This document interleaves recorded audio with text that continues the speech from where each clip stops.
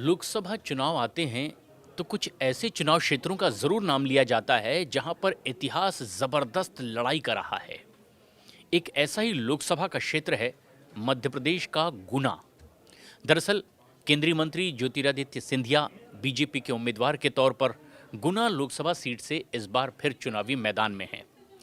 लेकिन उनके खिलाफ कांग्रेस ने उम्मीदवार उतारा है एक ऐसे शख्स को जो कुछ समय पहले तक ही बीजेपी में थे। अगर हम सिंधिया परिवार की बात करें तो सिंधिया परिवार के साथ भी कुछ ऐसा ही दिखाई दिया।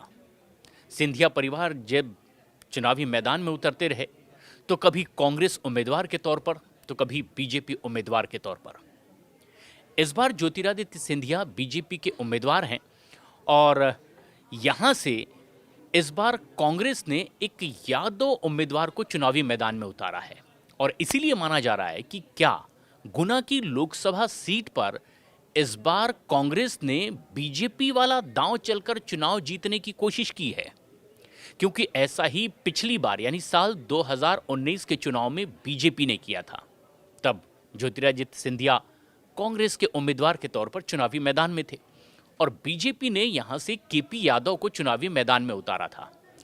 दरअसल गुना एक ऐसा लोकसभा क्षेत्र है जहां पर यादवों की बहुलता है और तकरीबन 2.5 लाख के आसपास यादव मतदाता यहां पर निर्णायक भूमिका निभाते हैं और इसीलिए भी बीजेपी ने शायद पिछली बार केपी यादव को ज्योतिरादित्य सिंधिया के खिलाफ चुनावी मैदान में उतारा और इन तमाम यादव मतदाताओं को साधने की कोशिश की, अपनी पार्टी के साथ लाने की कोशिश की और उसमें उन्हें कामयाबी भी मिली। लेकिन एक और समुदाय है, लोधी समुदाय, जो पारंपरिक तौर पर बीजेपी का समर्थक माना जाता है, लेकिन जो बड़ी तादाद में इन्हें एकजुट रख पाता है उन्हें चुनाव में इसका फायदा भी मिलता है। लेकिन पिछली बार जो दांव बीजेपी ने चला था एक यादव उम्मीदवार को सिंधिया के खिलाफ खड़ा करके, अब क्योंकि सिंधिया बीजेपी के उम्मीदवार हैं तो कांग्रेस ने ठीक वैसा ही दांव चल दिया है सिंधिया के खिलाफ, यानी बीजेपी के खिलाफ एक यादव उम्मीदवार को चुनावी मैदान में उतारकर। दरअसल यहां पर यादवेंद्र सिंह यादव को चुनावी मैदान में कांग्रेस ने उतारा है और खास बात ये जो कि बहुत दिलचस्प भी है कि यादवेंद्र यादव बस कुछ वक्त पहले ही कांग्रेस में शामिल हुए हैं। इससे पहले उनकी पृष्ठभूमि बीजेपी की रही है और पिछला चुनाव ज्योतिरादित्य सिंधिया कांग्रेस के उम्मीदवार के तौर पर लड़ रहे थे, इस बार एक बीजेपी उम्मीदवार के तौर पर लड़ेंगे। यानी गुना में सियासत का कुछ उल्टा पुल्टा दांव देखने को मिल रहा है और सिर्फ यहीं तक इतिहास नहीं है, इस उलटबाजी का इतिहास कुछ और भी ज्यादा पुराना दिखाई देता है। दरअसल जो कांग्रेस के इस वक्त उम्मीदवार हैं यादवेंद्र यादव, उनके पिता भी यहां से एक बड़े राजनेता रहे हैं और वो भी चुनावी मैदान में उतरते रहे हैं।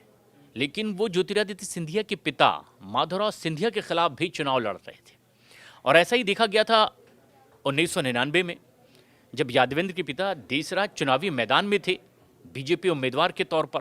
हालांकि वो चुनाव हार गए थे, वहां से माधवराव सिंधिया चुनाव जीते थे।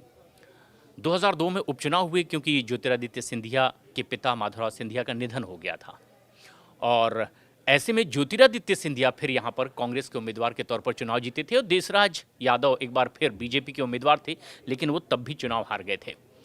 दरअसल यहां पर यादव वोटों को साधने की कोशिश होती है और इसीलिए कांग्रेस ने इस बार एक यादव उम्मीदवार को चुनावी मैदान में उतारा है, जबकि अपना अपना पाला बदलकर अब ये चुनावी मैदान में है।